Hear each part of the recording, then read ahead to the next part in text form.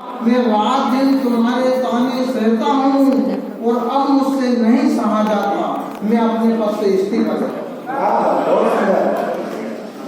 पत्नी ने कहा, आपसे हमारा वर्षों का नाता है, आपसे हमारा वर्षों का नाता है, अतः आपका इस्तीफा स्वीकार किया जाता है।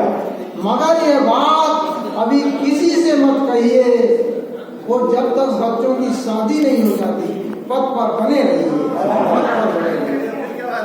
और मित्रों, एक रचना पेड़ का दर्द आपके सामने प्रस्तुत है कि सड़क किनारे सूखता हुआ एक पेड़ राह चलते एक राहगीर से बोला, मैंने तुम्हें जिंदा रहने के लिए ऑक्सीजन अर्थात हवा दी, बीमारियों से लड़ने के लिए दवा दी, धूप से बचने के लिए छांव दी और नदी पार करने के लिए नाव।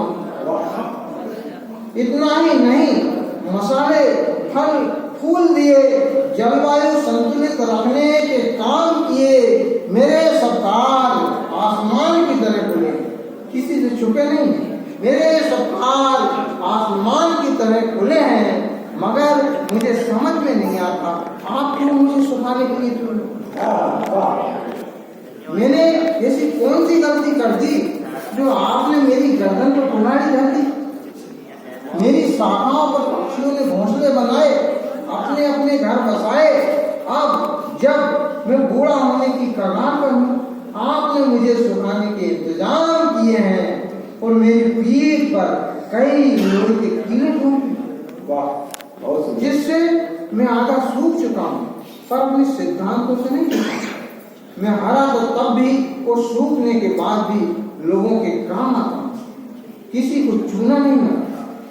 मैं लोगों की सुख सुविधाओं के लिए कभी कुर्सी, कभी टेबल, कभी दीवान बन जाता हूँ, यहाँ तक कि मार्केट करता हूँ।